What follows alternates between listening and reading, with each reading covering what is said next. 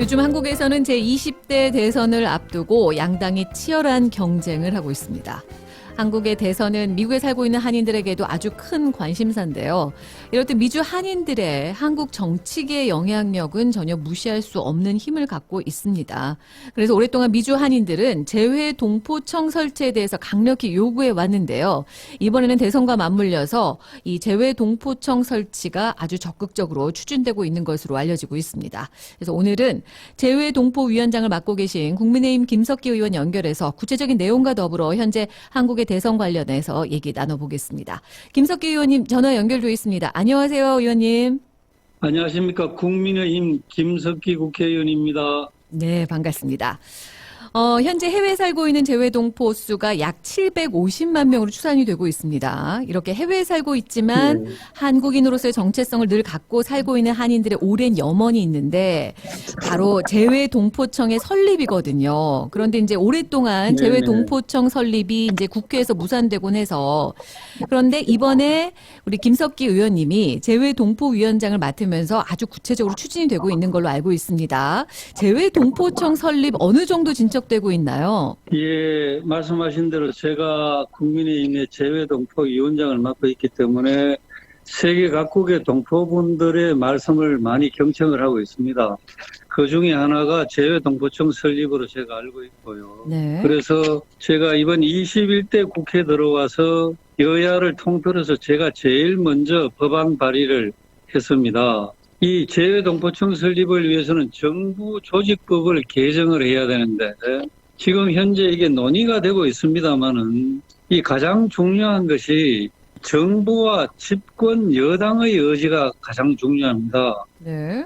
이 야당에서 제가 이 동포들을 위해서 정부 조직법을 개정해서 재외동포청을 만들자 하면 이 여당이 뜻이 있으면 이게 바로 통과가 되거든요. 합의가 되어서. 그렇겠죠.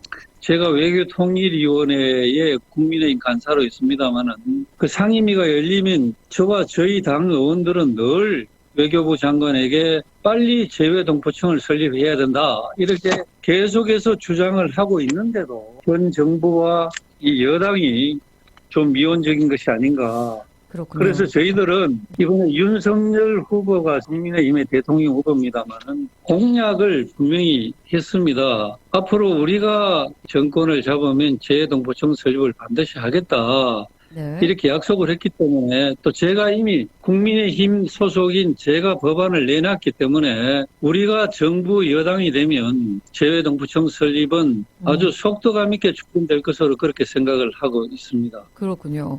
그래서 얼마 전에 그 국민의힘 선거대책위원회 산하의 재외국민본부 출범식도 하셨어요. 예, 맞습니다. 그만큼 이제 의지가 강하시고 공약으로 구체적으로 그 법안에 대해서 이제 공약에 넣으신 거잖아요. 맞습니다. 예, 그래서 여당이 되신다면 이것을 재외동포청 설립에 대한 추진이 훨씬 더 빠르게 진척이 될 것이다라는 말씀이신데 우선 여기 계신 한인분들이 이제 재외동포청 뭐 들어보긴 했는데 그럼 구체적으로 이 재외동포청이 설립이 되면 해외 동포들의 삶에 어떤 영향을 미치게 되는 거냐 이런 부분에서 좀 궁금해하시거든요. 좀 이 부분에 대해서 소개해 주시겠어요? 근데 저와 저희 국민의힘은 기본적으로 우리 정부는 우리 밖에 계시는 동포들을 적극적으로 지원을 해야 된다고 생각하고 있습니다. 우리 대한민국 정부가 지원을 해서 동포분들이 반드시 현지에서 성공을 하고 그것을 정부가 돕고 또 동포분들은 그 힘을 가지고 우리 조국 대한민국을 도우면 그만큼 우리 대한민국의 국력이 그만큼 확장되고 강화된다고 저희들은 생각을 합니다. 맞습니다. 그래서 이 동포 정책의 기본 방향을 그렇게 잡아야 된다. 저희들이 이렇게 생각하면서 이 재외동포청이 그래서 필요합니다.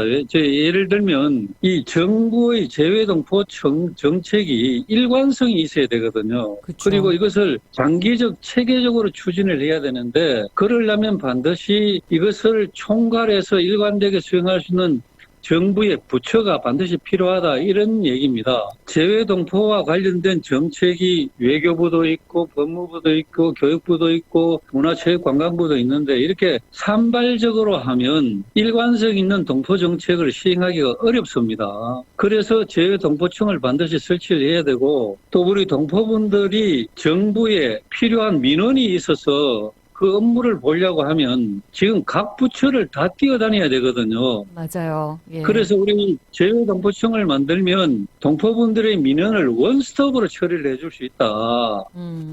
그리고 정부의 업무를 효율적으로 수행하고 우리 동포분들을 도와줄 수 있다. 이렇기 때문에 반드시 제외동포청이 저는 필요하다고 생각하고 있고, 또 동포분들이 생각할 때도 우리 대한민국 정부, 이 머국이 동포들을 지원하기 위해서 제외동포청이라는 정부기구를 만들었다는 그 자체만으로 해도 대단한 자부심을 가질 것 아닌가 이렇게 생각하기 때문에 이 문제는 꼭 해결이 돼야 된다고 저는 생각을 하고 있습니다. 맞습니다. 이번에 재외동포청 설립과 더불어서 재외동포 기본법 제정에 대해서도 주장하고 계신데 이 재외동포 기본법은 구체적으로 어떤 내용을 포함하고 있는 건가요?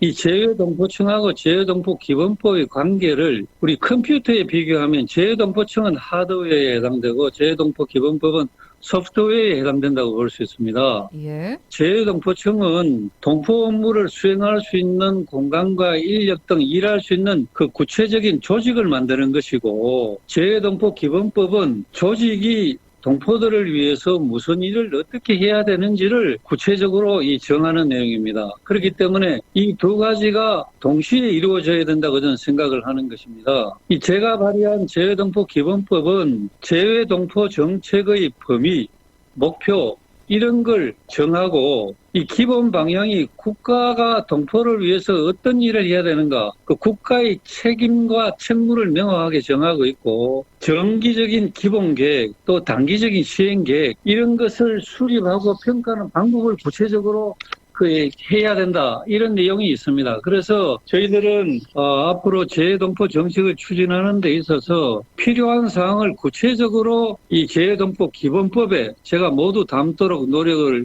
했습니다. 재외동포 기본법이 같이 시행이 되면 동포들에게는 매우 도움이 된다고 생각을 하고 있고, 제가 이것은 꼭 관철시키려는 제가 의지를 갖고 있습니다. 알겠습니다. 김석기 의원님이 재외동포위원장 맡고 나신 후부터 이 재외동포청 추진이 가장 적극적으로 되고 있는 것 같아서 저희 해외 동포들이 정말 기대 많이 하고 있습니다. 의원님 끝까지 이거 관련해서 계속해서 좀 법안 마련을 위해서 애써주시기를 부탁드리겠고요. 이제 대선이 한 2달여밖에 남지 않았어요. 특히 이제 재외 동포들은 이제 대선 투표를 하기 위해서는 재외 선거인 등록을 먼저 해야 하는데 그 기간이 오는 8일까지입니다.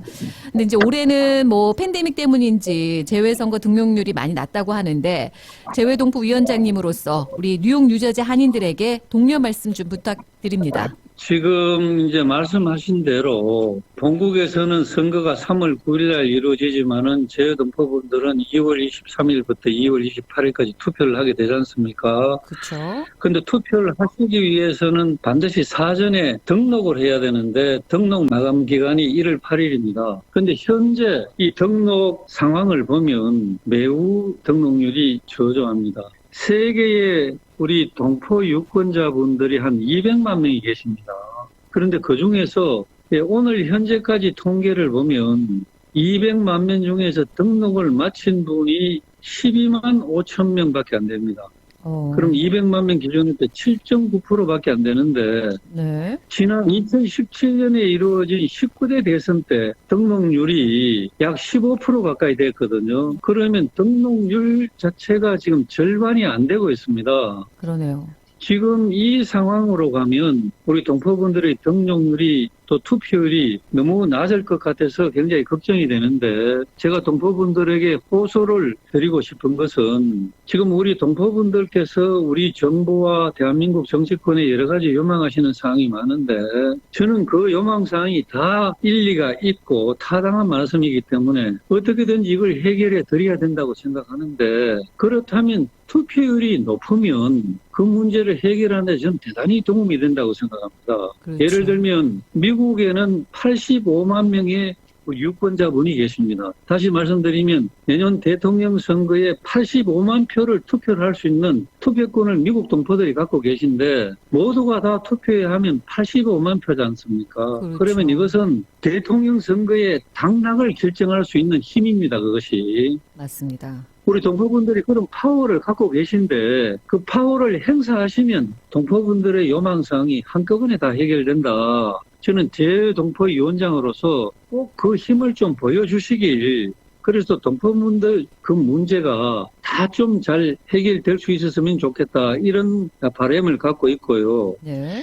이제 등록 마감일인 1월 8일까지는 이제 4일밖에 안 남았습니다. 그래서 이 8일까지 등록을 못하면 투표에 참여를 할 수가 없기 때문에 이 방송을 듣고 계신 시청자분들께서는 등록을 안 하셨으면 꼭 등록을 하시고, 또 주변 분들에게 적극적으로 권유를 해서 등록을 많이 해주시는 것이 우리 동포분들의 권익 향상에도 도움이 된다, 이렇게 이해를 해주시고, 선거인 등록은 우리 관할하는 이 총영사관에 직접 가셔도 되고 또 온라인으로도 가능하기 때문에 꼭 좀 많이 참여를 해주시면 정말 감사하겠습니다. 네, 맞습니다.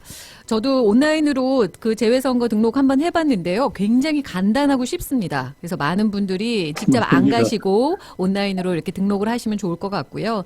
방금 의원님 말씀하신 대로 우리가 정말 투표율이 높아야 재외동포청도 하루라도 빨리 설립이 되지 않을까. 그것이 바로 우리의 권익을 찾는 길이 아닐까라는 생각 듭니다. 맞습니다. 맞습니다. 네.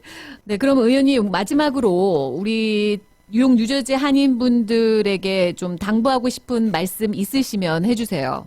제가 이 재외동포위원장이면서 국회 한일의원연맹에 제가 간사장으로 있습니다. 제가 일본에서 총영사 근무도 했고 대사관 근무를 해서 일본 사정에도 제가 관심이 많습니다만, 일본에는 지금 45만 명의 재외동포들이 살고 계십니다. 근데 그분들이 요즘 정말 살기가 어렵다고 살려달라고 호소를 하고 있습니다. 이게 무슨 말이냐면 지금 한국과 일본의 관계가 사상 최악으로 나쁘기 때문에 거기 사는 동포분들은 정말 거기서 이렇게 사는 것이 너무너무 힘든다. 일본 사람들이 한일 관계가 나빠지니까 한국인들은 당신네 나라 돌아가라, 이렇게까지 얘기를 한답니다. 그 제1동포분들은 거기서 살아야 되는 분입니다. 우리 재미 동포분들께서 미국에서 계속 살아야 되듯이, 그런 입장에서는 한일 관계가 이렇게 나빠지기 때문에 우리가 정말 일본 땅에 살기가 힘든다, 한일 관계를 개선해달라, 이렇게 호소를 하고 있는데,